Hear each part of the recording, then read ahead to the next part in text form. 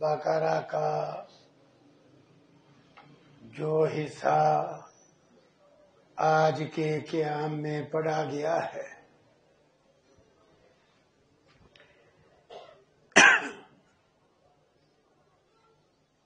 اس میں اللہ رب العزت نے بنی اسرائیل پہ ہونے والے کچھ انعام سب سے پہلے ذکر فرمائے، اور وہ جن کا تعلق دین کے ساتھ ہے، اور یہ یاد رکھیں جسمانی نعمتوں پر دینی اور روحانی نعمتیں مقدم ہیں۔ فرمایا ہم نے موسیٰ علیہ السلام کو کتاب دی، اور اس کے بعد ہم نے پے در پے پیغمبر بھیجے۔ یہ بنی اسرائیل پہ اللہ تعالیٰ کا بہت بڑا انعام ہوا کہ ان میں بڑی تعداد میں پیغمبر آئے۔ کفینا کا مطلب ہوتا ہے ایک دوسرے کے پیچھے پیغمبر بھیجنا۔ صحیح البخاری میں بھی ہے، رسول اللہ صلی اللہ علیہ وسلم نے فرمایا بنی اسرائیل میں اصلاح کا کام پیغمبر کرتے تھے، جو ہی ایک پیغمبر وفات پاتا اس کی جگہ دوسرا پیغمبر آ جاتا۔ کلما ہلاک نبی خلفہ نبی آخر۔ پھر اس کے بعد ہم نے حضرت عیسیٰ بن مریم کو دلائل و معجزات دے کر بھیجا، لیکن ان نعمتوں کے مقابلے میں بنی اسرائیل کا کردار کیا ہوا؟ اللہ تعالیٰ نے جھڑکتے ہوئے فرمایا أَفَكُلَّمَا جَاءَكُمْ رَسُولٌ بِمَا لَا تَهْوَىٰ أَنفُسُكُمْ اسْتَكْبَرْتُمْ، تو کیا جب بھی تمہارے پاس کوئی پیغمبر وہ چیز لے کر آیا جسے تمہارے نفس نہیں چاہتے تھے تو تم آکڑ گئے؟ اللہ اکبر۔ قرآن کریم میں اللہ تعالیٰ نے گمراہی کے بڑے بڑے چند اسباب ذکر فرمائے ہیں، بڑی بڑی قوموں کی گمراہی کے اسباب۔ اس آیت میں ان میں سے دو کا تذکرہ ہے۔ ایک تکبر، یہ جو ہے نا اپنے آپ کو بڑا سمجھنا، یہ انسان کو حق قبول نہیں کرنے دیتا، انسان گمراہ ہو جاتا ہے۔ اور دوسرا خواہش پرستی، کہ انسان اپنی خواہشات نفس نہیں چھوڑنا چاہتا۔ اس لیے اللہ فرماتے ہیں جب بھی تمہارے پاس کوئی پیغمبر وہ چیز لے کر آیا جسے تمہارے نفس نہیں چاہتے تھے، یعنی جو تمہاری خواہشات نفس کے خلاف تھا جو وہ لے کر آیا، تو تم نے تکبر کیا۔ اب دو باتیں اکٹھی ہو گئی کہ خواہشات نفس چھوڑنا نہیں چاہتے تھے اور تکبر موجود تھا۔ اس کے نتیجے میں بنی اسرائیل گمراہ ہو گئے، اور کیا کیا؟ غور کیجئے ان دو چیزوں نے کہاں تک پہنچا دیا۔ فرمایا فریقاً کذبتم، ایک گروہ کو جھٹلایا اور ایک گروہ کو تم نے شہید کیا۔ پیغمبروں کے ایک گروہ کو جھٹلایا اور ایک گروہ کو شہید کیا۔ اللہ کی نعمتوں کے مقابلے میں یہ کتنی بڑی جسارت ہے کہ اللہ نے تو انعام کیا کہ پیغمبر پہ پیغمبر بھیجے، لیکن بنی اسرائیل نے پیغمبروں کی ایک تعداد کو جھٹلایا اور ایک تعداد کو شہید کیا۔ حتیٰ کہ حضرت عیسیٰ علیہ السلام کو بھی شہید کرنے کی یہودیوں نے کوشش کی، اللہ نے اٹھا لیا۔ جناب محمد الرسول اللہ صلی اللہ علیہ وسلم کو بھی کھانے میں یہودیہ عورت نے زہر ملا کے دیا، وہ تو اللہ کا وعدہ تھا، واللہ یعصمک من الناس، اللہ نے آپ کی تبھی عمر پوری کی، لیکن جب آپ کا آخری وقت ہوا اس زہر کا اثر ہی بحال ہوا، اور آپ نے فرمایا وہ زہر جو مجھے یہودیوں نے کھانے میں ملا کے دیا تھا، اب وہ زہر میرے رگ رگ کو کاٹ رہا ہے۔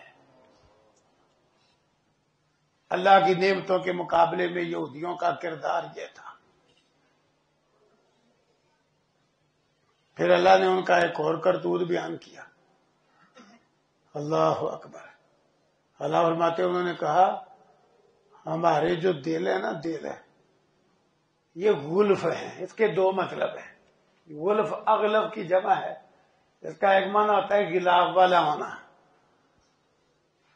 یعنی انہوں نے پوری ڈٹائی سے کہا ہمارے دلوں پہ غلاف چڑھا ہوا ہے، آپ جتنا مرضی سمجھا لیں ہمیں، جس طریقے سے مرضی اپنے دین کی طرف بلا لیں، دعوت دے دیں، ہمیں نہیں اثر ہوگا۔ دیکھو یہ ضدی ہونا، سرکش ہونا، یہ تو بہت بڑا عیب ہے، لیکن انہوں نے یہ عیب فخر سے بیان کیا۔ جب لوگ گمراہ ہوتے ہیں نا تو پھر ایسے ہی ہوتا ہے، پھر برائیاں خوبیاں ظاہر کرتے ہیں۔ اب یہ برائی تھی بہت بڑی، لیکن وہ فخر سے بیان کرتے۔ آج نہیں، بے دین قسم کے لوگ موٹر سائیکل پہ خود لکھا ہوتا ہے اپنے موٹر سائیکل کے پیچھے، یا پیچھے لکھا ہوتا ہے یا ہیڈ پہ لکھا ہوتا ہے ضدی بچہ، یہ بھی کوئی عقل مندی ہے؟ رسول اللہ صلی اللہ علیہ وسلم نے فرمایا تھا اپنے آپ کو بھی برا نہ کہو، ضدی بچہ۔ کسی نے اور انداز میں لکھا تھا اسی آپ بڑے ضدی ہیں، کمال ہو گئی ہے۔ دیکھا ہوتا کہ میں تو پڑھتا ہوں کئی دفعہ لکھا، تو انہوں نے فخر سے کہا جی ہمارے دلوں پہ غلاف چڑھے ہوئے ہیں، ہمیں نہیں اثر ہوتا آپ کے سمجھانے کا۔ اللہ دوسرا مطلب یہ ہے ہمارے دل علم سے پر ہیں، ہمارے پاس بڑا علم ہے، اس علم کے ہوتے ہوئے ہمیں اس علم کی کوئی ضرورت نہیں جو آپ لے کے آئے ہیں، معاذ اللہ۔ اللہ اکبر۔ حالانکہ جتنا مرضی علم بندے کے پاس ہو، دنیا کی جتنی مرضی ڈگریاں ہوں، علوم و فنون ہوں، آدمی چیزیں ایجاد کرنے والا بن جائے، سائنسدان، ڈاکٹر، انجینئر بن جائے، یہ سارے علوم وہی والے علم کے مقابلے میں کچھ نہیں۔ کیوں؟ یہ تو وہ علوم ہے ہر انسان محنت کر کے حاصل کر سکتا ہے۔ کوئی انسان بھی محنت کرے گا وہ ڈاکٹر بن جائے گا، انجینئر بن جائے گا، سائنسدان بن جائے گا۔ تو انسانی کے اندر یہ صلاحیت موجود ہے۔ یہ تو وہ علوم ہے جو انسان کی پہنچ میں ہے۔ وہی والا علم وہ ہے جو آدمی جتنا مرضی ذہین فتین ہو اور جتنے مرضی علوم حاصل کر لے، وہی والا علم اللہ کی وحی کے بغیر معلوم نہیں ہو سکتا۔ اللہ نے پیغمبروں پہ وحی کی، پیغمبروں نے وہ علم پھر امتوں کو بتلایا۔ اگر پیغمبر نہ بتلائیں، اللہ نہ اتارے، تو وہ علم جتنی مرضی ڈاکٹری پڑھ لو، جتنا مرضی انجینئر بن جاؤ، جتنے مرضی سائنسدان بن جاؤ، وہ وہی والا علم نہیں آ سکتا وحی کے بغیر۔ تو اصل علم تو پھر وہ ہوا نا جس کے لیے اللہ نے پیغمبر منتخب فرمائے اور کتابیں اتاری۔ لیکن انہوں نے فخر سے کہا ہمارے دل بھرے ہوئے ہیں علم سے، ہمیں آپ کے علم کی ضرورت۔ اللہ نے بڑا کیا جواب دیا؟ یہ دونوں باتوں کا جواب ہے کہ خواہ تم کہو دل پردے میں ہے، خواہ تم کہو ہمارے دل علم سے پر ہیں۔ فرمایا یہ خوبی نہیں، بلکہ اللہ نے ان کے کفر کی وجہ سے ان کے دلوں پہ مہر لگا دی ہے، بہت کمی وہ ایمان لائیں گے۔ تو واقعتاً یہودیوں میں سے ایمان لانے والوں کی تعداد بڑی تھوڑی ہے، اللہ نے مہر لگائی ہوئی ہے دلوں۔ پھر اللہ فرماتے ہیں اتنے عجیب ہیں، اللہ اکبر، وہ کتاب ان کے پاس آئی جو ان کی کتابوں کی تصدیق کرنے والی ہے، اور اس سے پہلے ان لوگوں کی حالت یہ تھی، اس سے پہلے ان کی حالت یہ تھی کہ خود آخری پیغمبر کی نشانیاں بیان کر کے دوسری ان قوموں کو ڈراتے تھے جن سے ان کی لڑائی تھی کہ لو ہم نے اپنی کتابوں میں پڑھا ہے کہ آخری پیغمبر آنے والا ہے، یہ اس کی نشانیاں ہیں، حالات بتلا رہے ہیں کہ اس کا زمانہ بالکل قریب ہے، خود کھول کھول کے بیان کرتے. یستفتحون کا ایک معنی یہ کھول کھول کے بیان کرتے کہ ایک نبی آنے والا، اس کا زمانہ قریب ہے، وہ آئے گا، ہم اس کے پیروکار بن کے تم سے لڑیں گے، تم بت پرست مشرکوں سے، تو پھر فتح ہمیں ہی ہوگی. اللہ فرماتے خود بیان کرتے تھے، لیکن جب جانی پہچانی شخصیت آ گئی تو کافر ہو گئے. تو فرمایا ایسے کافروں پہ کہ جن کو پہلے سارا پتا تھا پھر یہ کفر اور انکار کرنے والے بن گئے، فرمایا ان کافروں پہ اللہ کی لعنت ہے. اللہ اکبر. تو یہودیوں کے بارے اس لیے اللہ نے کہا کہ ان کو تو اس آخری نبی کا ایسے پتا ہے جیسے ہی اپنے بیٹوں کو پہچانتے، جانتے بوجھتے نہیں مان رہے. پہلے خود کہتے تھے آخری نبی آنے والا ہے. اسی لیے اللہ نے پھر فرمایا کہ جس چیز پر انہوں نے اپنی جانیں صرف کر دی وہ بہت بری ہے، کہ بس حسد کرتے ہوئے یہ آخری نبی پہ ایمان نہیں لائے. کیوں؟ نشانیاں بڑی مذکور تھیں، لیکن انہیں نا ایک لالچ تھا. وہ لالچ یہ تھا کہ وہ آخری پیغمبر بھی بنو اسرائیل سے آئے گا، یہ سمجھتے تھے. لیکن آخری پیغمبر آیا بنو اسماعیل سے. ماشاءاللہ درس سننے والے آدھے عالم ہوتے ہیں. کہاں سے آیا؟ بنو اسرائیل کی بجائے بنو اسماعیل سے. یہ حسد کا شکار ہو گئے کہ لو، حالانکہ دیکھو پیچھے باپ ایک ہے. بنو اسرائیل بنو اسماعیل دونوں ابراہیم علیہ السلام کی آل اولاد ہے، لیکن یہ شریکے کا چکر پرانا ہی ہے، پرانا ہے. نبی بنو اسماعیل سے آ گیا ہے، لوگ جانتے بوجھتے ہی مانے، حسد کا شکار ہو گئے، زید میں آ گئے، زید میں آ گئے. پھر اللہ فرماتے ہیں ان کی حالت اتنی عجیب ہے، ان سے کہا جائے نا وہ آؤ ایمان لاؤ اس پہ جو اللہ نے اتارا ہے. اللہ اکبر. تو بلا کیا کہتے ہیں؟ کہتے ہیں ہم اس پہ ایمان لاتے ہیں جو ہمارے اوپر اتارا گیا ہے. یہودیوں نے نا بہانے بڑے بنائے آخری پیغمبر صلی اللہ علیہ وسلم پر ایمان نہ لانے کے. قرآن نے وہ بہانے بھی بڑے بیان کیے. کہتے ہیں ہم اس پہ ایمان لاتے ہیں جو ہم پہ اتارا گیا. اللہ نے اس کی مذمت میں زبردست باتیں ارشاد فرمائی. بالکل جھوٹ کہتے ہو، تمہارا اس پہ بھی ایمان کوئی نہیں جس پہ ایمان کے تم دعوے دار ہو.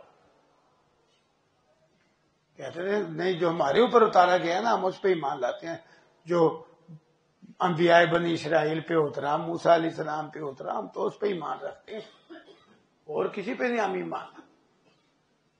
اللہ نے پہلی بات تو یہ فرمائی کہ دیکھو جو ان کے علاوہ دوسروں پر اتارا گیا اس کا انکار کرتے ہیں، حالانکہ وہ بھی تو حق ہے. جس اللہ نے موسیٰ علیہ السلام کو مبعوث کیا اسی اللہ نے جناب محمد رسول اللہ صلی اللہ علیہ وسلم کو مبعوث کیا. جس اللہ نے تورات اتاری اسی اللہ نے قرآن مجید اتار کے تورات انجیل منسوخ کر دی. وہ بھی تو حق ہے، اس پر کیوں نہیں مان لاتے؟ اگر یہ صحیح معنوں میں اللہ کو مانتے ہوں تو موسیٰ علیہ السلام کو کس نے بھیجا؟ تو رسول اللہ علیہ وسلم کو کس نے بھیجا؟ تو لانا چاہیے تھا نا ایمان. تورات کس نے اتاری اور قرآن کریم کس نے اتارا؟ دیکھو نا، ہم مسلمان ہیں، ہم اللہ پر ایمان رکھتے ہیں، تو ہم اگر قرآن کریم پر ایمان لاتے ہیں تو ہم تورات پر بھی لاتے ہیں نا. ہم اگر رسول اللہ صلی اللہ علیہ وسلم کا کلمہ پڑھتے ہیں ایمان لاتے ہیں، لیکن ہم موسیٰ علیہ السلام پر بھی ایمان رکھتے ہیں کہ وہ اللہ کے سچے نبی. ہم عیسیٰ علیہ السلام پر بھی ایمان رکھتے ہیں، لیکن یہود و نصارہ میں یہ بات کوئی نہیں. اللہ کے بھیجے ہوئے ایک پیغمبر کو مانا، دوسرے کو نہ مانا، اس کی اتاری ہوئی ایک کتاب کو مانا، دوسری کو نہ مانا. تو اللہ نے بڑی مذمت فرمائی ہے. اس لیے اللہ نے فرمایا تمہارا اس پہ بھی کوئی نہیں ایمان جو تمہاری طرف اتارا گیا ہے. وہ کیسے؟ اللہ نے ثابت کیا. سب سے پہلی بات تو یہ ہے کہ واقعتاً ان کا اس پہ ایمان ہونا جو اللہ تعالیٰ نے ان پہ اتارا تھا. تورات پہ ان کا ایمان ہو، موسیٰ علیہ السلام پہ ایمان ہو، تو ان کا تورات پہ اور موسیٰ علیہ السلام پہ ایمان پورا ہی نہیں ہو سکتا جب تک آخری پیغمبر کو ایمان نہ لائیں. کیوں؟ تورات میں بھی اور موسیٰ علیہ السلام کے کلام میں بھی یہ گواہی موجود ہے اور یہ حکم موجود ہے کہ آخری پیغمبر پہ ایمان لانا. تو جب وہ آخری پیغمبر پہ ایمان نہ لائے تو سمجھو نہ تورات پہ ایمان لائے نہ موسیٰ علیہ السلام پہ ایمان. تو دوسری بات اللہ نے ارشاد فرمائی ان سے کہو کہ اگر تم یہ دعویٰ کرتے ہو نا ہم اس پہ ہی مان لاتے ہیں جو ہمارے اوپر اتارا گیا، تو تمہارے پاس اس سے پہلے بنو اسرائیل میں سے پیغمبر آئے تو تم نے انہیں شہید کیوں کیا اگر تم سچے ہو؟ اللہ اکبر. اب کوئی نہیں تمہارا اس پہ بھی ایمان جو تمہارے اوپر اتارا گیا، کوئی نہیں ایمان. اگر تم سچے ہو تو کیوں تم نے نبیوں کو شہید؟ پھر میں تمہارے پاس موسیٰ علیہ السلام دلائل و معجزات لے کے آئے، ادھر موسیٰ علیہ السلام اتنی نشانیاں دکھلا کے، اللہ اکبر، کتنے معجزات تھے جو بنو اسرائیل نے دیکھے، جو فرعونیوں پر بھی ظاہر ہوئے اور بنو اسرائیل کے سامنے ید بیضاء عصا، پھر عذاب کی شکل میں معجزات جو فرعونیوں پہ اترے، ٹڈیاں، جوئیں، مینڈک، خون، طوفان اور طرح طرح کے اور عذاب، وہ نشانیاں تھی. پھر بحر کلزم سے بنو اسرائیل کو امن سے گزارنا اور اسی دریا میں دشمن کو غرق کرنا، یہ سارا کچھ بنو اسرائیل نے اپنی آنکھوں سے دیکھا. لیکن اللہ فرماتے ہیں یہ سارا کچھ دیکھنے کے بعد ادھر موسیٰ علیہ السلام طور پہ تورات لینے گئے، پیچھے تم نے بچڑے کی پوجا شروع کر دی. کس کی؟ بچڑے کی. یہ عجیب ہی چکر ہے، ہر لحاظ سے یہ بڑا عجیب چکر ہے کہ انسان جس کی خدمت کے لیے حیوان ہے، یہ انسان ہو کر اس کی پوجا پہ لگ جائے. خدمت تو خدمت ہے، پوجا پہ لگ جائے. کتنے ہی لوگ ہیں صبح صبح جناب فجر نہیں پڑی، درس نہیں سنا ہے، کتے کے گلے میں پٹا ڈالا ہوا ہے، اور بڑے پیار سے کتا بھی نہیں، ڈاگ بھی نہیں، کہنا کیا ہے؟ ڈوگی. ڈوگی کے گلے میں پٹا ڈالا ہوا، اور صبح صبح، کئی حقیقت ہے 50-60 سال عمر کے صرف نوجوان نہیں، صبح صبح نہ فجر پڑی ہوتی ہے، نہ تہجد، نہ درس سنا، وہ کتے کے گلے میں پٹا ڈال کے نا اس کو سیر کرا رہے ہوتے ہیں صبح صبح. تو ماں باپ کو پانی کا گھونٹ نہیں پوچھتا، کتے کو دودھ پلا رہے، اسے بادام کھلا رہے، اسے بہترین گوشت کھلا رہے. کمال ہو گئی. انسان ہو کے جانور کا نوکر بن کے آئیے، تذلیل ہی ہے نا، تذلیل ہے اور کیا. انسان اگر انسان بنے اور ایمان والا بنے، اس کے لیے تو عرش اٹھانے والے فرشتے دعائیں کرتے ہیں. عرش اٹھانے والے فرشتے، اس کی تو شان ہی بڑی اونچی ہے. لیکن جب انسان نہ بنے تو اللہ نے بھی اسی لیے فرمایا تمہارا دد نہ ہوا والا صاحب. بہرحال میں تم نے تو بچڑا پوجنا شروع کر دیا تھا. اگر تمہارا اس پہ ایمان ہے جو تمہاری طرف اتارا گیا، تو تورات کی کس آیت میں لکھا ہے کہ بچڑے کو رب مانو؟ تم نے تو بچڑا پوجا شروع کر دیا اتنی نشانیاں دیکھنے کے باوجود، اور تم ظالم تھے. پھر فرمایا اور سنو، اللہ اکبر، ہم نے تم سے عہد لیا، تم عہد پورا کرنے سے بھی پھر گئے، حتیٰ کہ عہد اتنی مضبوطی سے لیا کہ ہم نے طور پہاڑ زمین سے اکھیڑ کے تمہارے سروں پہ کیا. وَرَفَعْنَا فَوْقَكُمُ الطُّورَ، ہولناک انداز میں اللہ نے بنی اسرائیل سے عہد لیا کہ مانو عہد ورنہ آیا ہے پہاڑ. اتنی ہولناک حالت کے باوجود قرآن بیان کرتا ہے اتنے ڈھیٹ تھے بنی اسرائیل، کہتے ہیں سمینا واسینا، سن لیا ہم نے عہد، ہم نے نافرمانی کرنا ہے. اللہ، اتنے سخت حالات میں بھی. پھر فرمایا اور بچڑے سے تمہیں اتنا پیار ہو گیا کہ جیسے بچڑے کا شربت بنا کے تمہیں پلا دیا گیا ہے. یہ سادہ مفہوم ہے. وَأُشْرِبُوا فِي قُلُوبِهِمُ الْعِجْلَ، فرمایا ان کے دلوں میں بچڑا گھول کے پلا دیا گیا. یہ ایک استعارہ ہے عربی فصاحت و بلاغت میں. ہماری زبان میں بھی لوگ کہتے ہیں انہیں تو ہو رہے کچھ گھول کے پلا دیتا ہے. تو یہ اس طرح کی بات کہ بچڑا جی کسی شہر میں ہلکا ہلکے ان کو پلا دیا گیا، اتنی محبت پیدا ہو گئی. تو اللہ سارا یہ کچھ بیان کر کے فرماتے ہیں اے نبی صلی اللہ علیہ وسلم ان سے کہو بہت ہی بری ہے وہ چیز جس کا تمہیں تمہارا ایمان حکم دیتا ہے اگر تم مومن ہو. کس منہ سے کہتے ہو آپ مومن ہے؟ تمہارا ایمان ان برے کاموں کا تمہیں حکم دیتا ہے، اچھے مومن ہو تم.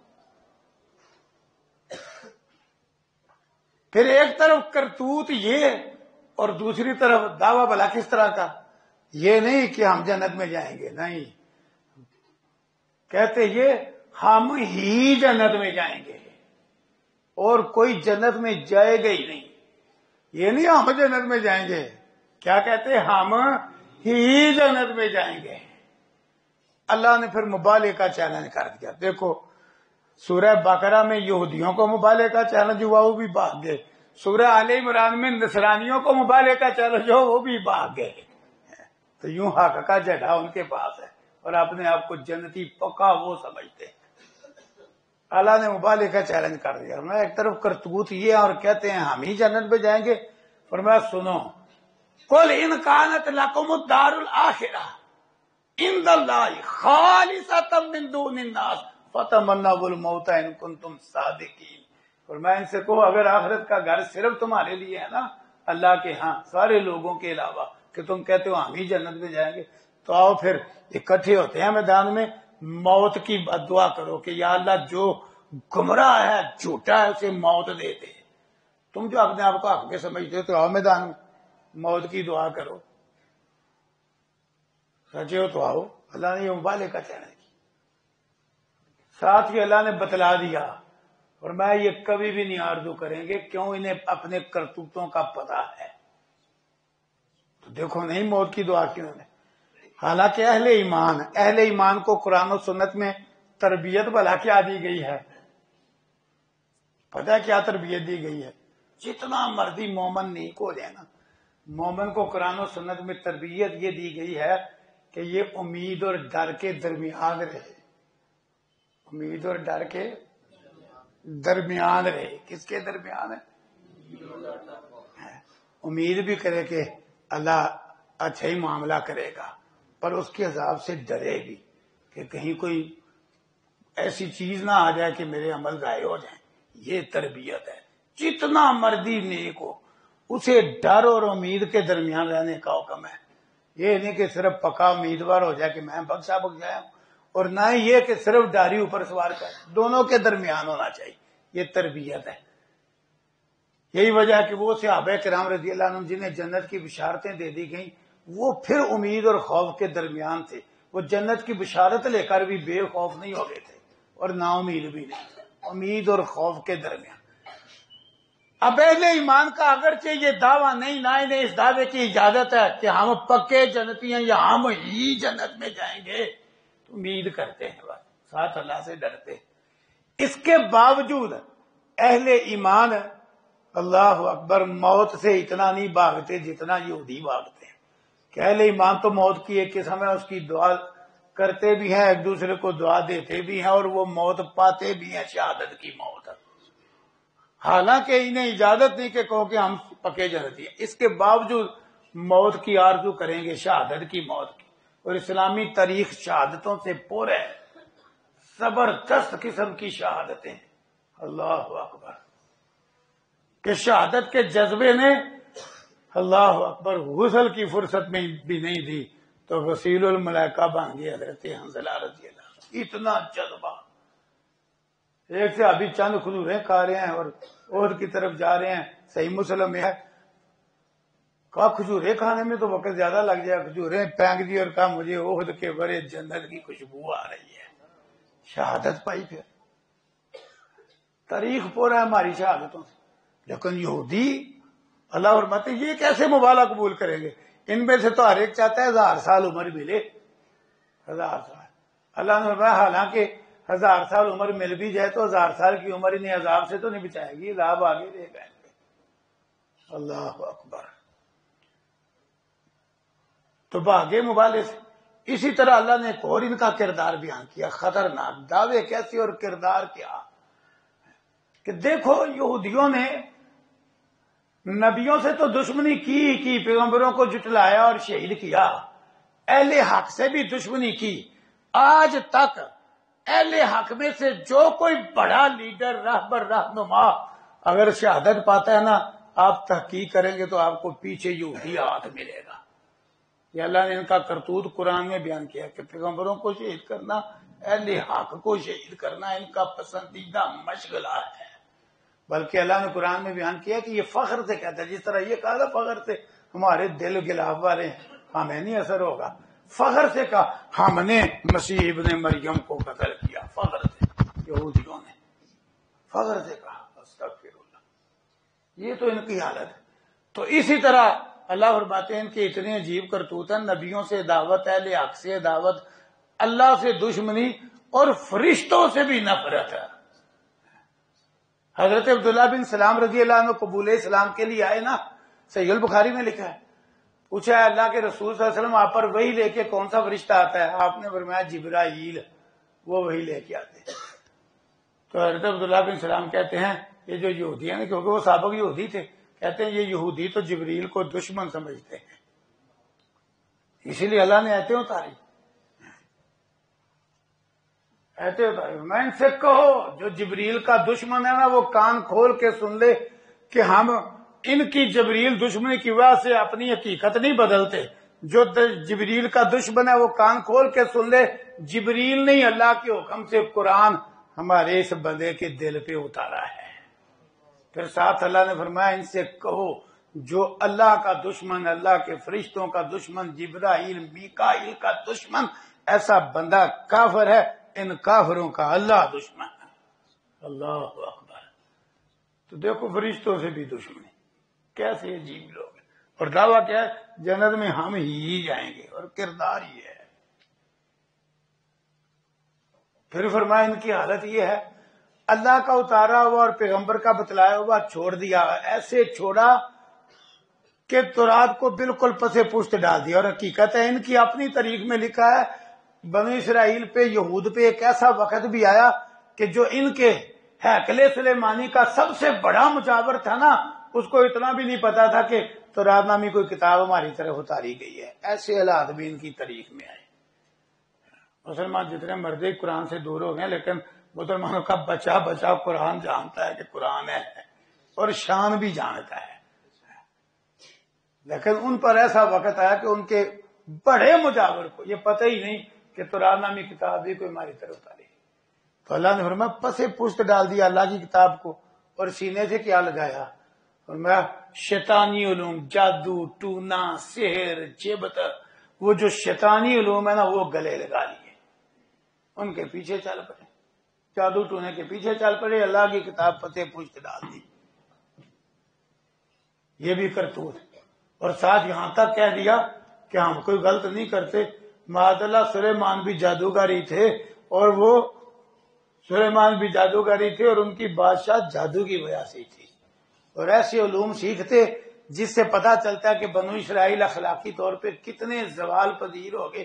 ایسے علوم سیکھتے شیاطین والے علوم کہ جن کے ذریعے میاں بیوی کو لڑاتے. یہ میاں بیوی کو لڑانا جو ہے نا اصل میں یہ شیطان کی پسند ہے. تو شیطانی علوم میں یہ اثر بھی ہوتا ہے، میاں بیوی کو لڑا دیا. یہ شیطان کی بڑی پسند ہے. حقیقت ہے کہ میاں بیوی آپس میں لڑے، میاں کا منہ ادھر ہو جائے، بیوی کا ادھر ہو جائے. جی بیوی لڑکے میں کیا آ جائے، شور گھر سے باہر بھاگ جائے، بڑا خوش ہوتا ہے شیطان. اب صرف یہاں تک رہے تو تب بھی ہے، پر ان کی حالت اس سے بھی آگے تھی. اتنا اخلاقی زوال ان پہ آیا ہوا تھا. میاں بیوی کو کیوں لڑاتے؟ تاکہ جو فلاں کی بیوی ہے وہ اپنے شوہر سے لڑ کے طلاق لے تو میں ان سے شادی کروں. بس تک. اور یہ چکر بھی آج چل رہا ہے، بڑا بڑا چکر اب چل رہا ہے، جس کے پیچھے 2-3 محرکات اور اسباب ہیں. ایک تو ٹچ زندہ باد، دوسرا بے پردگی. یہ فتنے جو ہے نا یہ عجیب ہی چکر ہے.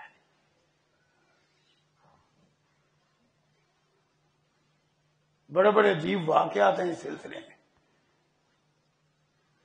بہرحال تو اس اخلاقی زوال کا شکار ہوئے بنو اسرائیل، حتیٰ کہ اللہ نے امتحان کے لیے فرشتے بھیج دیے ہاروت ماروت. وہ امتحان کیا تھا؟ اللہ تعالیٰ فرشتوں کے ذریعے امتحان لیتا ہے، یہ یاد رکھے. لیکن بات اتنی ہے ہاروت ماروت کی بات کہ اللہ تعالیٰ نے جادو اور معجزے میں فرق سمجھانے کے لیے یہ فرشتے اتارے. ساتھ وہ امتحان تھا ان میں، اور وہ کہتے کہ یہ کفر ہے، اس کو سیکھنا نہیں، صرف ہم فرق سمجھانے آئے. لیکن وہ اس سے جادو سیکھنا شروع کر دیتے اور کرتے. بات اتنی ہے امتحان کے لیے. لوگوں نے یہاں وہ بڑا عجیب واقعہ لکھا ہوا ہے کہ یہ 2 فرشتے تھے، انہوں نے اللہ پہ اعتراض کیا تھا کہ یا اللہ تو نے انسان میں خواہش پیدا کی وہ گمراہ ہو گیا، تو ہم میں خواہش پیدا کر، ہم پھر بھی صحیح رہیں گے۔ اللہ نے خواہش پیدا کی تو انہوں نے شراب بھی پی، بدکاری بھی کی، اللہ اکبر ہے۔ اور عجیب کہانی بنائی ہے بنو اسرائیل نے، یہ اسرائیلی روایت ہے، جس عورت سے بدکاری کی اسے اللہ نے زورا ستارہ بنا دیا، اور یہ بابل کے کنویں میں الٹے لٹکے ہوئے ہیں۔ استغفر اللہ۔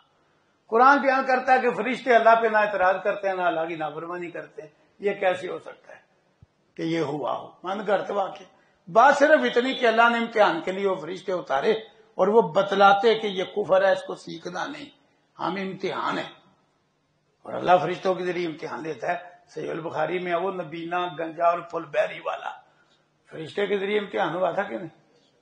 ہوا تھا امتحان۔ اس طرح کی اور بھی مثالیں موجود ہیں، تو یہ بھی امتحان ہوا، بات صرف اتنی ہے لوگوں نے اس کو کیا بنا دیا۔ بہرحال اللہ کا اتارا ہوا چھوڑ کے بنو اسرائیل جادو ٹونے میں لاتے، اور دعویٰ کیا کہ ہم ہی جنت میں جائیں گے۔ آج بھی جتنے بد عقیدہ اور بے عمل قسم کے مسلمان ہیں نا، وہی اس طرح کی خوش فہمیوں میں بھی زیادہ مبتلا ہیں۔ وہ بھی یہی سمجھتے ہیں کہ لوگ ہم نے نہیں جنت میں جانا تو جنت ہے کے لیے۔ صاحب کہتے ہیں یہ بھی جتنے بد عقیدہ اور بے عمل ہیں، شرک کی دلدل میں ڈوبے ہوئے، بدعات کے کیچڑ میں لت پت، جی بے نماز، بے روزہ، بے زکات، بے عمل، جتنے اس طرح کے کلمہ پڑھنے والے ہیں نا، وہ بھلا کیا کہتے ہیں جنت میں ہم نہیں جانا تو اور کس نہیں جانا ہے، اور اللہ نے بنائی کس لیے جنت؟ تو دراصل انسان جتنا بگڑتا ہے تو اتنے دعوے پھر اونچے ہی کرتا ہے، اتنے اونچے دعوے کرتا ہے جتنا بگڑتا ہے۔ فرعون زیادہ گمراہ ہو گیا تو کہتا ہے ہمارا دو کو بلا تھا، میں ہی رب ہوں۔ جتنا حق پہ ہوگا وہ اتنا اپنے آپ کو کچھ بھی نہیں سمجھے گا، اللہ اکبر، اتنا ہی اللہ سے ڈرے گا۔ صحابہ کرام کتنے عظیم تھے، تو ڈرتے تھے کہ کہیں ہم منافق تو نہیں۔ حضرت حنظلہ نے کیا کہا تھا، نافق حنظلہ۔ جتنا انسان عظیم ہوگا اتنا ڈرے گا اور فکر مند ہوگا، جتنا بگڑا ہوا ہوگا اتنا ہی بے فکر ہوگا اور سمجھے گا میں ہی جنت میں جاؤں گا۔ یہ یاد رکھے، تو یہ حال تھا ان کا، اسی طرح کا حال آج بگڑے ہوئے مسلمانوں کا۔ پھر اللہ تعالیٰ نے ان کا ایک اور کرتوت بیان کیا۔ میں نے کل عرض کیا تھا کہ سورہ بقرہ کا کہ لمبا چوڑا مضمون انہی باتوں پر ہے کہ اللہ انعام کرتا رہا اور یہ کیا کرتے رہے۔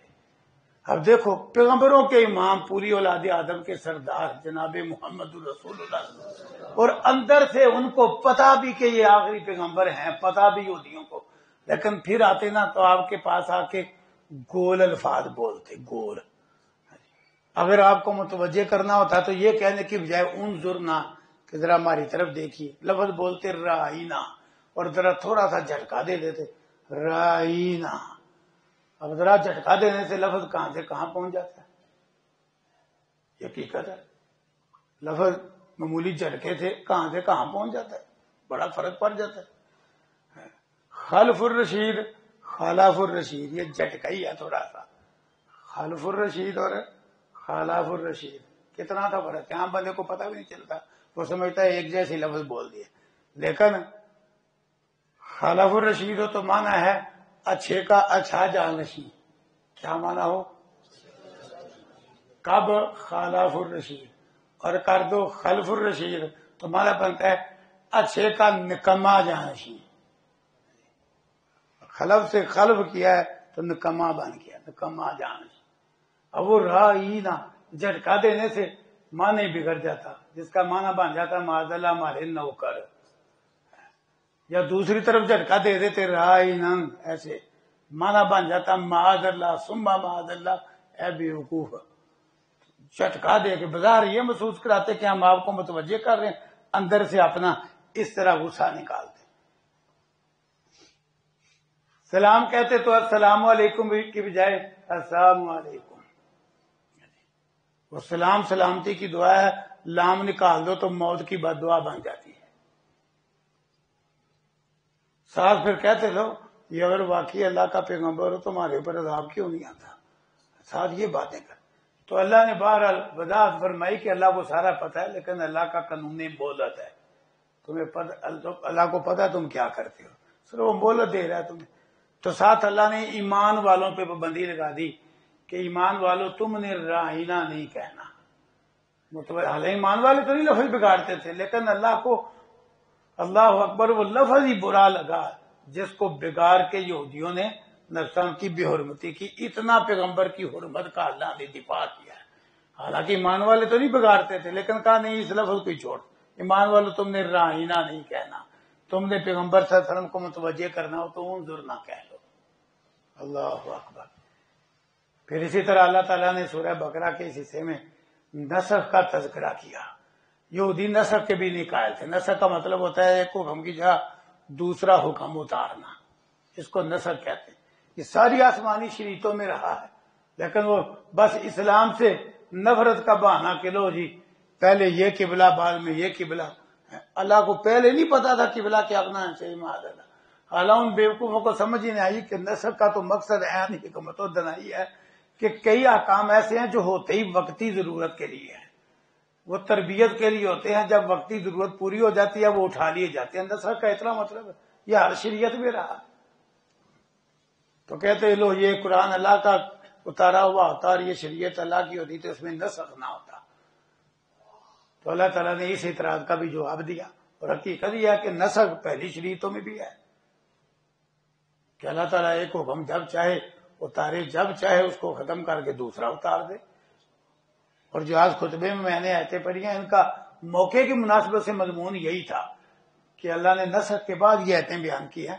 مطلب یہ ہے کہ یہ کہتے ہیں اللہ حکم ایک اتار کے پھر دوسرا کیوں نازل کر دیتا ہے، اور میں انہیں پتا نہیں کہ اللہ تعالیٰ کے لیے کائنات کی کل بادشاہی ہے، تو جو بادشاہ ہے اور پورا بادشاہ کی بادشاہ ہے، اس کی مرضی جب چاہے جیسا حکم چاہے اتارے اور جب چاہے اس کو اٹھا کے دوسرا نازل کر دے۔ تم کون ہوتے ہو اعتراض کرنے والے؟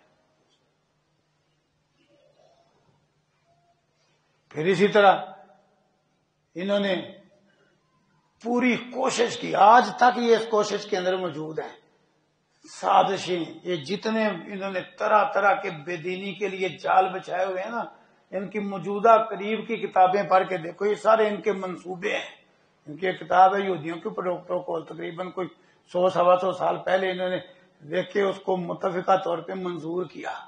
اس کو پڑھے تو آپ حیران ہو جائیں گے، یہ جتنا اس وقت جال بچھا ہوگا نا مسلمانوں کے ملکوں میں ہیں، کوئی جم جا رہا ہے، کھیل، یہ میچ، یہ کرکٹ، یہ فٹ بال، یہ ہاکی، یہ صحت کے مقابلے، یہ وزن کے مقابلے، یہ طرح طرح کے مقابلے، یہ جتنا چکر ہے، یہ فلمیں، یہ ڈرامے، یہ بے حیائی کا سلسلہ اس کتاب میں آپ کو ملے گا۔ کیوں کا میدان میں نہیں ہم ان کو بگا سکتے تلوار اور اسلحہ کے ساتھ، ہاں ان کو ذہنی طور پہ بگاڑ کے رکھ دو، یہ جہاد کے لائق ہی نہ رہے۔ تو دیکھ لو انہوں نے ایسا ان چیزوں کا جال بچایا۔ رمضان جیسے مہینے میں بھی مسلمان کو قیام اللیل کی فکر نہیں، اس کو میچ کی فکر ہے۔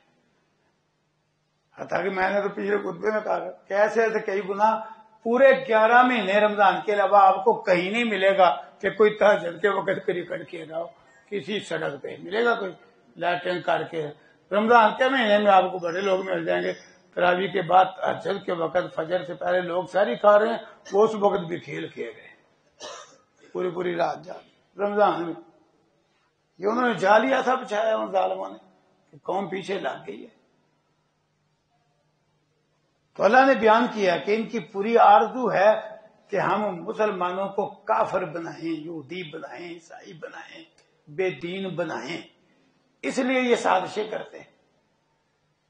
ساتھ اللہ نے وضاحت کیا یہ نہیں کہ انہیں حقیقت کا پتہ نہیں، حسد کی وجہ سے انہیں حسد ہے کہ اہل اسلام وہ اللہ کے اتارے ہوئے حق پہ ہیں اور ہمارے ہاتھ سے حق نکل گیا ہے۔ حسد کرتے ہوئے تمہیں بھی گمراہ کرنا چاہتے ہیں۔ حسد من عند انفسہم من بعد ما تبین لہم الحق۔ اللہ اکبر، صرف حسد کرتے ہو۔ پھر اللہ تعالیٰ نے سورہ بقرہ کے اس حصے میں بنو اسرائیل کا مضمون سمیٹ کے سلسلہ کلام ایک اور طرف پھیرا، جو آگے پھر سلسلہ کلام انہی کے متعلق آئے گا۔ رخ پھیرا، لیکن جہاں سلسلہ کلام کا رخ پھیرا وہاں پھر انہیں ایک جامع معنی خطاب کیا اسی انداز میں جہاں سے مضمون شروع ہوا، یا بنی اسرائیل، الفاظ بھی ملتے جلتے، اذکروا نعمتی التی انعمت علیکم وانی فضلتکم علی العالمین واتقوا یوما، بڑی جاندار شاندار نصیحتیں کی کہ اے بنی اسرائیل، مطلب ہے تم ایک نبی کی آل اولاد ہو، کدھر پھینکے ہوئے ہو، میری نعمتیں یاد کرو جو میں نے تمہارے اوپر انعام کی، اور وہ وقت یاد کرو جب میں نے تمہیں سارے جہان والوں پر فضیلت دی۔ تو دراصل تمہارے بگاڑ کی وجہ آخرت کے بارے تمہارا خوش فہمی میں مبتلا ہو جانا اور تمہارے عقیدے کا بگڑ جانا ہے، تو تم کیوں بے خبر ہو گئے ہو؟ ڈرو اس دن سے جس دن نہ سفارش چلے گی، زبردستی سفارش، نہ موقع ہوگا، نہ کوئی تمہارا جتھا کام آئے گا، اور نہ ہی تمہیں کوئی چنانے والا ہوگا، نہ کوئی رشتہ داری کام آئے گی۔ اس دن سے ڈرو اور راہ حق پہ آؤ۔ اللہ اکبر۔ اس کے بعد اللہ تعالیٰ نے، کیونکہ بنی اسرائیل کا بھی پیچھے سلسلہ حضرت ابراہیم علیہ السلام اور مشرکین مکہ جنہوں نے رسول اللہ علیہ وسلم کی بڑی مخالفت کی، ان کے بھی پیچھے حضرت ابراہیم علیہ السلام ہے، دونوں کا سلسلہ ملتا ہے حضرت ابراہیم علیہ السلام سے، لیکن دونوں ہی بگڑ گئے، بنو اسرائیل بھی بگڑ گئے مشرک ہو گئے، بنو اسماعیل بھی بگڑ گئے مشرک ہو گئے۔ پیچھے پیغمبر ابراہیم ہے خلیل اللہ، توحید کا امام، جس نے توحید کے لیے سارے پیغمبروں سے بڑھ کر قربانیاں دی اور محنت کی، لیکن آل اولاد کن راہوں پہ چل پڑی۔ تو اس لیے اللہ تعالیٰ نے پھر یہاں سے ابراہیم علیہ السلام کی توحید، ان کا عقیدہ، ان کی عبادت، ان کے اعلیٰ کردار کو بیان کیا۔ میں ذرا غور تو کرو، ابراہیم علیہ السلام کو تو ہم نے بڑی بڑی چیزوں میں آزمایا، ابراہیم علیہ السلام نے ان سب کو اعلیٰ درجے سے پورا کیا، تو آخر اللہ نے انعام دیا، کہا میں تجھے لوگوں کا امام بنانے والا ہوں۔ اللہ اکبر۔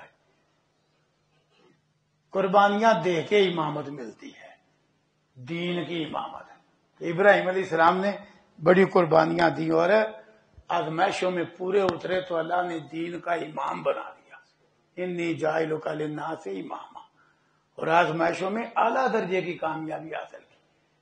جو اللہ نے کیا نا اس کے آگے کسی محبت کو رکاوٹ نہیں بننے دیا، اسی لیے تو اللہ نے اپنا خلیل بنایا ہوا تھا کہ ابراہیم السلام کے دل میں بھی سب سے زیادہ محبت اللہ تعالیٰ کی تھی، اللہ کی محبت کی راہ میں کوئی محبت حائل نہیں ہونے دی۔ بیوی بچے کی محبت تبھی ہے، لیکن اللہ کے حکم سے وہ بیٹا جو بڑھاپے میں دعائیں کر کر کے ملا ہے، دودھ پیتا بیٹا اور اس کی ماں کو صحرا میں چھوڑ کے، جو اس وقت صحرا تھا، چھوڑ کے خود ہجرت کر گئے۔ وہ بچہ بھاگنے دوڑ کے کی عمر کو پہنچا تو اللہ کی طرف سے حکم ہو گیا اشارہ تھا، اپنے ہاتھوں، کسی سے بھی نہیں، اپنے ہاتھوں ذبح کرنا ہے۔ وہ بھی پوری کوشش کر دی ابراہیم علیہ السلام نے، وہ تو اللہ کو منظور نہیں تھا کہ باپ کے ہاتھوں بیٹا ذبح ہو، لیکن اللہ نے اجر وہی دے دیا۔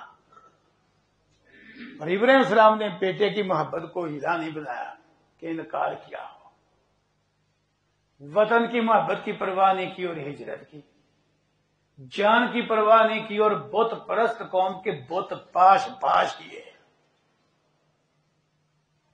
جو اللہ نے حکم کیا ابراہیم علیہ السلام نے پورا کر کے دکھلایا، حتیٰ کہ پھر بیٹے کو سال لگا کے بیت اللہ کی تعمیر نو کی، پھر مکے کے لیے دعائیں کی، اللہ اکبر، پھر بیت اللہ کی تعمیر کرتے ہوئے دعائیں کی، حج کے ارکان کے حوالے سے دعائیں کی، اور ساتھ کہا یا اللہ اس علاقے والوں کی طرف ایک پیغمبر ضرور بھیجنا۔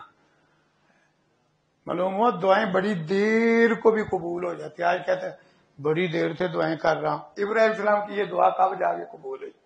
وَبَعَثْ فِيهِمْ رَسُولًا مِّنْهُمْ، کہاں ابراہیم علیہ السلام کا دور، حتیٰ کہ ان کی نسل سے پھر بنو اسرائیل جن میں پے در پے نبی آئے، پھر ان بنی اسرائیل کے نبیوں میں آخری نبی عیسیٰ علیہ السلام، عیسیٰ علیہ السلام اور رسول اللہ علیہ وسلم کے درمیان پھر تقریباً 600 سال کا فاصلہ، اب جا کے ابراہیم السلام کی دعا قبول ہو رہی ہے کہ کہا تھا یا اللہ انہی میں سے ایک نبی بھیجنا، تو اللہ نے مکے والوں کی طرف انہی میں سے ایک آخری نبی بھیجا۔ اللہ اکبر، کب دعا کی تھی۔ تو بہرحال ابراہیم السلام کی دعائیں زبردست تھیں۔ ربنا ربنا کر کے کوئی وسیلہ واسطہ تو پھیل نہیں۔ پھر اللہ نے مزید تعریف کی کہ یہ وہ ابراہیم السلام ہے کہ اللہ نے کہا مطیع ہو جا تو کہا یا اللہ میں ہو گیا، یہ نہیں سوچوں گا، غور کروں گا، مشورہ کروں گا، فلاں سے پوچھوں گا، نہیں، کہا یا اللہ میں جہانوں کے رب کے لیے مطیع ہو گیا۔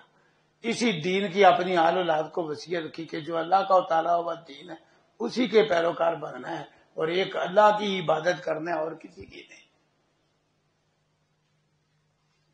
اب بنو اسرائیل اس خوش فہمی میں تھے، ساتھ اللہ نے پھر ان کو جھنجھوڑا۔ وہ اس خوش فہمی میں تھے ہم نبیوں کی اولاد ہے لہذا ہم بخشائے ہیں۔ اللہ نے فرمایا تلکا امتن، 2 بار سورہ بقرہ میں قریب یہ آتا ہے ایک ہی الفاظ میں، تلکا امتن قد خلت لہا ما کسبت ولکم ما کسبتم ولا تسالون عما کانوا یعملون۔ فرمایا اپنے عقیدے عمل نے کام آنا ہے، دوسروں کی نیکی نے نہیں۔ یہ عیسائیوں کی بھی گمراہی، یہودیوں کی بھی گمراہی۔ یہودی سمجھتے ہیں نبیوں کی اولاد ہے لہذا ہم بخشائے ہم جو مرضی کریں، اور عیسائی کیا کہتے تھے عیسیٰ علیہ السلام سولی چڑھ کے معاذ اللہ ہمارے گناہوں کا وہ کفارہ بن کے تکلیف انہوں نے اٹھا لی لہذا ہم بخشائے۔ اور آج کلمہ پڑھنے والوں کے گمراہ کون لیڈر بھی یہی کہتے ہیں، وہ کہتے ہیں ہمیں راضی کرو، اسی سارا سیاپا کانوں پہ کر دیا جی پھر تھی نمایاں پڑھ دیا،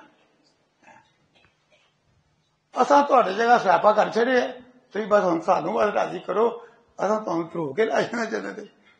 یہ وہی یہودی کردار، عیسائی کردار کہ کچھ کرنے کی ضرورت نہیں، ہم لے جائیں گے۔ وہ بھی یہی سمجھتے تھے بس ہمارے بڑے نبی ہیں انہوں نے ہمیں دھکے سے لے جانا۔ اپنی کہانیاں قاعدہ بتائیں گے کہ فرشتے لے کے جا رہے تھے ایک کو جہنم کی طرف، تو انہوں نے کہا تو نہیں پتا میں غوث پاک دا تو بھی اچھا وہ جنم چھڑ کے جنرا لے جائے۔ دیکھو فرشتوں کو بھی معذلہ بیوقوف بناتے ہیں۔ میں نے کہتا صادق روڈ پہ ایک مسجد کے مولوی کی تقریر خود سنی، ربیع الاول کا مہینہ تھا، تو کہہ رہا تھا لو ایک بندے کو نا فرشتے جنم کی طرف لے جا رہے ہوں گے تو وہ کہنے لگ جائے گا کہ لو یہ مجھے جنم کی طرف جا رہے ہیں، یا اللہ یہ کیسے مجھے جنم کی طرف جا رہے ہیں؟ جب 12 ربیع الاول کا جلوس تھا نا تیرے پیغمبر کی پیدائش کی خوشی کا، میں نے تو جلوس والوں کو پانی پلایا تھا۔ تو اللہ کہیں گے فرشتے ہوتی ہی کہ چلو پہ کر دے، چلو جنت لے کے جاؤ۔ لو کمال ہو گئی ہے، یعنی اللہ اگر اس وجہ سے جنت میں جانا تھا تو اللہ کو نہیں پہلے پتا تھا کہ تو نے جلوس کو پانی پلایا ہوا ہے؟ کیسی باتیں، میں نے خود سنا کیا اندازہ کرو، وہ یہود و نصارہ کی نقلیں۔ تو اللہ نے نا 2 بار بات ارشاد فرمائی تلکا امۃ قد خلت لہا ما کسبت ولکم ما کسبتم ولا تسالون عما کانوا یعملون۔ فرمایا وہ نیک لوگ تھے چلے گئے، ان کی کمائی ان کے ساتھ ہی چلی گئی، تمہارے لیے وہ ہے جو تم کرو گے۔ تم سے یہ پوچھا جائے گا نماز پڑھی کہ نہیں، زکات دی کہ نہیں، روزے رکھے کہ نہیں، حج کیا کہ نہیں، تو عید اپنائی کہ نہیں، تم سے تمہارا پوچھا جائے گا۔ تم سے یہ نہیں پوچھا جائے گا وہ کیا کر کے گئے، تم سے تو یہ پوچھا جائے گا تم کیا کر کے آئے ہو، ادھر آؤ۔ 2 بار بالکل برابر لفظ تلکا امتن قد خلت لہا ما کسبت ولکم ما کسبتم ولا تسالون عما کانوا یعملون۔ حرف بحرف اللہ نے 2 بار اعلان کیا کہ اس مغالطے میں نہ رہنا کہ ہمارے بڑے نیک تھے۔ اللہ نے تو یہ دیکھنا ہے تم کیا کر کے آئے ہو۔ اسی لیے اللہ نے نا 28ویں پارے میں مثال بیان کی، اپنے سے بات بنے گی دوسرے سے نہیں۔ اور میں مثال اللہ نے بیان کی ہے، ایک طرف نوح بھی پیغمبر، لوط علیہ السلام بھی پیغمبر، لیکن دونوں کی بیویاں جہنم میں۔ کیوں؟ مشرکہ تھیں، قوم کے دین پر رہی، پیغمبروں کی دعوت پہ ایمان نہیں لائیں، توحید نہیں اپنائی، وہ نبیوں کی بیویاں ہو کر کہاں؟ جہنم میں۔ رشتہ تو نہ کام ہے، اونچا رشتہ۔ اور میں دوسری طرف فرعون جیسی آنا ربکم الاعلی کے دعوے دار کی بیوی آسیہ اور جنت میں، نوح علیہ السلام کی بیوی جہنم میں اور فرعون کی بیوی۔ کیا سمجھ میں آیا؟ کیوں جی؟ کیا سمجھ میں آیا کہ اپنے عقیدے اور عمل سے کام بننا ہے، یہ نہیں دیکھا جائے گا رشتہ داری کس سے ہے، یہ نہیں دیکھا جائے کہ نوح اور لوط علیہ السلام کی بیویاں جہنم میں قرآن نے بیان کیے. وضرب اللہ مثلا للذین کفروا امرأۃ نوح وامرأۃ لوط كانتا تحت عبدین من عبادنا صالحین فخانتاہما فلم یغنیا عنہما من اللہ شیئا وقیل ادخلا النار مع الداخلین. قرآن کہہ رہا ہے کہ وہ دونوں عورتیں جہنم میں جائیں گی، لیکن فرمایا وضرب اللہ مثلا للذین آمنوا امرأۃ فرعون. اللہ نے ایمان والوں کے لیے مثال بیان کی ہے کہ بات ایمان سے بنے گی. مثال کیا بیان کی؟ فرمایا فرعون کی بیوی. جب اس نے کہا رب ابن لی عندک بیتا فی الجنہ، عذاب دیتا تھا فرعون ایمان کی وجہ سے، اس نے کہا یا اللہ میرے لیے اپنے پاس جنت میں گھر بنا. اس کی یہ دعائیں قبول ہوگی. فرعون کی بیوی جنت میں تاکہ رسول اللہ صلی اللہ علیہ وسلم نے فرمایا اور مرد تو بڑے رتبہ کمال کو پہنچے، لیکن عورتوں میں تھوڑی ہیں جو مرتبہ کمال کو پہنچی. ان تھوڑی کا جو نام لیا فرمایا ان میں ایک آسیہ ہے فرعون کی بیوی، مرتبہ کمال کو پہنچی عورتوں میں سے فرعون کی بیوی ہوگا، اور وہ دو جہنم میں نبیوں کی بیویاں ہوگا. کوئی آئی بات سمجھ؟ تو اس لیے عقیدہ و عمل اللہ نے دیکھنا کہ تیرا کیا ہے، یہ نہیں دیکھنا تو بھتیجا کس کا ہے، بھانجا کس کا ہے، تو پوتا کس کا ہے جی، تو بیٹا کس کا ہے، تو بھائی کس کا ہے. نہیں یہ نہیں اللہ نے دیکھنا، یہ دیکھنا عقیدہ و عمل کیا ہے. پھر اس کے بعد تبدیلی قبلہ اور اس طرح کے کچھ اور مسائل یہاں سے انشاءاللہ کل شروع ہو جائیں گے. اللہ سمجھنے کی توفیق عطا فرمائے.